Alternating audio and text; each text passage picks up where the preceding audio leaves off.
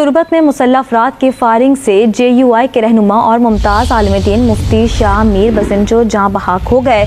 मुफ्ती शाह मीर नमाज पढ़कर बाहर निकले तो मुसल्लह अफराद ने फायरिंग कर दी। अज्ञात बंदूकधारियों ने गोली मारकर हत्या की है।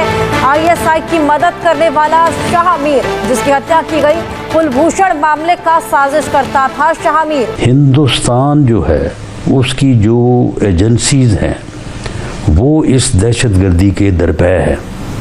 पाकिस्तान दुश्मन कुव्वतें जो है वो इस दहशतगर्दी के दरपे है। मोदी है तो मुमकिन है आर्टिकल 370 का जाना मोदी साहब ना होते तो मुमकिन ही ना होता। और अगर आज़ाद जम्मू और कश्मीर का हिस्सा बनाना है हमने जम्मू कश्मीर का, तो मोदी है तो मुमकिन है, वरना ये मुमकिन नहीं है। एक तरफ से आप हमारा शुक्रिया अदा करते हैं अमेरिका वाले, हमें तो समझ नहीं आ रही ताड़ साहब, वो मोहम्मद शरीफुल्लाह का शुक्रिया भी अदा कर ही रहे थे और सुना हमारे ऊपर पाबंदियां लगा रहे हैं, हम अमेरिका भी नहीं जा सकते। इससे बेहतर बात करना मुमकिन नहीं। ट्रंप ने शुक्रिया अदा किया, हमें अफारा हो गया है, बस आजमी हो गई है।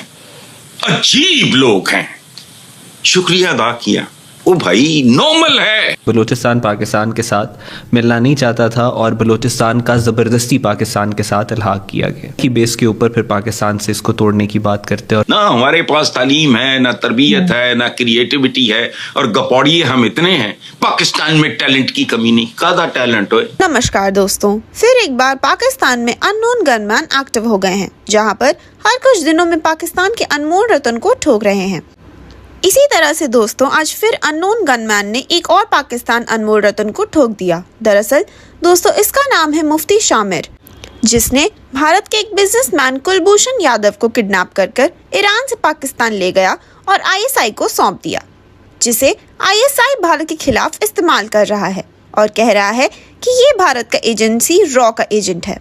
लेकिन दोस्तों आज इस मुफ्ती के अननोन ने छुट्टी कर दी और भारत का एक और बदला पूरा हुआ। लेकिन दोस्तों पाकिस्तान इस बात से परेशान है कि धीरे धीरे कर भारत पाकिस्तान की हर एक मुश्किल से पहले हुए अनमोल रतन को ठिकाने लगा रहा है, जिससे पाकिस्तान को काफी ज्यादा दिक्कत आ रही है भारत के खिलाफ कोई भी टेररिस्ट एक्टिविटी या फिर अटैक इम्प्लीमेंट करने के लिए। तो चलिए इसी पर आगे पाकिस्तानी मीडिया का रिएक्शन देखते हैं, जो फिर एक बार रॉ और भारत का नाम लेकर छाती पीट रही है। पाकिस्तान में मुफ्ती शाह मीर की हत्या कर दी गई है। सबसे ज्यादा मास्टरमाइंड जो था वो यही था, मुफ्ती शाह, और इसी की हत्या जो है वो की गई है।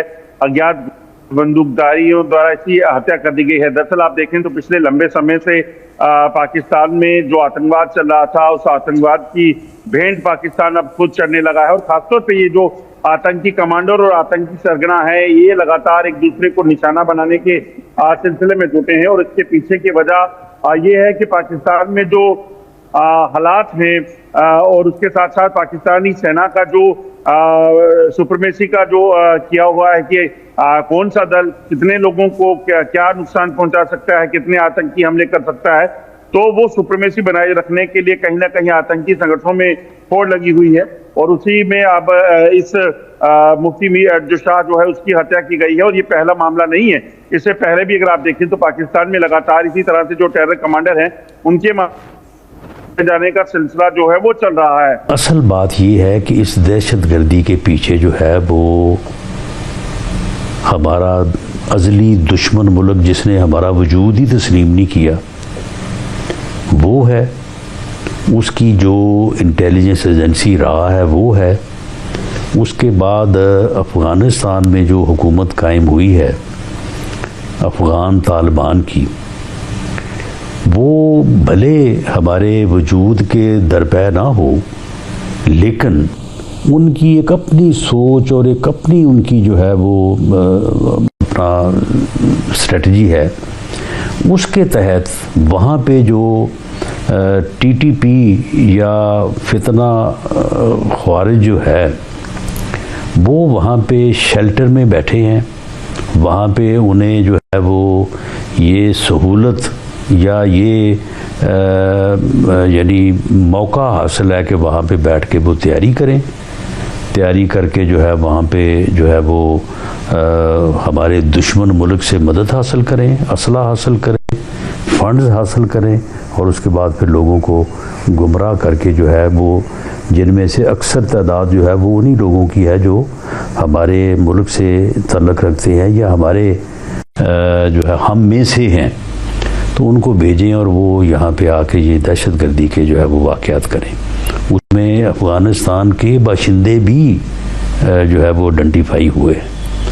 तो असल वजह तो ये है कि हिंदुस्तान जो है उसकी जो एजेंसीज़ हैं वो इस दहशतगर्दी के दरपे है।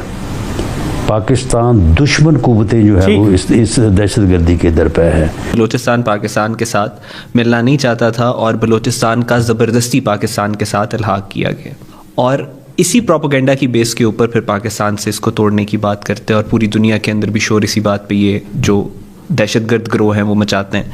सो 1948 में कायदे आज़म ने भी कलात में फ़ौज भेजी थी। पाकिस्तान ने किसी रियासत पर ताकत नहीं इस्तेमाल की, इंडिया ने की, कश्मीर पर भी की, जूनागढ़ पर भी की और हैदराबाद दक्कन पर भी की। पाकिस्तान ने कहीं भी फौज नहीं भेजी। नहीं, कश्मीर तो खैर वो एक डिस्प्यूटेड टेरिटरी, वो तो मामला और था क्योंकि ज़बरदस्ती जब इंडिया ने किया तो कायदे आज़म ने फौज दाखिल की।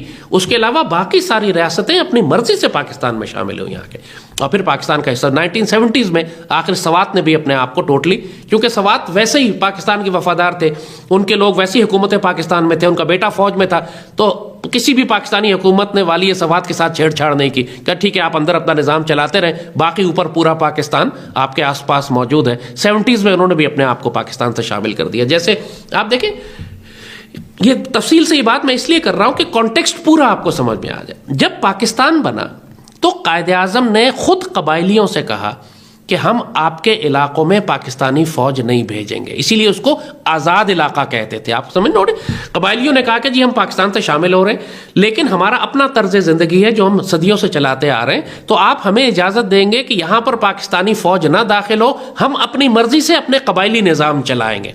कायदे आज़म ने कहा आपको इजाज़त है। इसीलिए पाकिस्तान में मुख्तलिफ एजेंसीज जो बनाई गई थी, हम बाजोड़ एजेंसी तो, खैबर एजेंसी तो, वजीरिस्तान एजेंसी तो, कुरम एजेंसी तो, नॉर्थ वजीरिस्तान तो, साउथ, ये 7-8 एजेंसीज जो है इनको आज़ाद इलाका कहते थे। आज़ाद इलाका क्यों कहते थे? कि यहाँ पाकिस्तानी गवर्नमेंट का लॉ नहीं था, और ये चलता रहा, ये मामला 50-60 साल इसी तरह चला। रियासत पाकिस्तान ने इनको आज़ाद इलाका या इलाका गैर कहा जाता था इनको। यहाँ पर पाकिस्तानी लॉ नहीं था, यहाँ ट्राइबल लॉ थे, और यहाँ पॉलिटिकल एजेंट के जरिए हुकूमत पाकिस्तान का नुमाइंदा पॉलिटिकल एजेंट होता था, और वहाँ कबायली जिरगे होते थे, कबायली एल्डर होते थे, अमायदीन होते थे, मकामी सरदार होते थे, जिनके जरिए उनके पूरे कलेक्टिव रिस्पॉन्सिबिलिटी के तहत पूरे कबीले को रिस्पॉन्सिबल बनाया जाता था कि वो सिक्योरिटी प्रोवाइड करेगा, वो वहाँ पे हुकूमत को टैक्सेस देगा या हिफाजत करेगा पाकिस्तान की। तो उन्होंने पाकिस्तान की 50-60 साल हिफाजत की। अफगानिस्तान से कोई फौज दाखिल ना हो सकी, तमाम उस इलाकों पर ये कबीले बैठे हुए थे हमारे।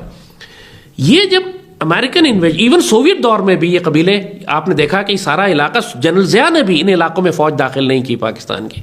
जनरल ज़िया के पूरे दौर में सोवियत यूनियन था अफगानिस्तान में, इतनी बड़ी जंग हो रही थी,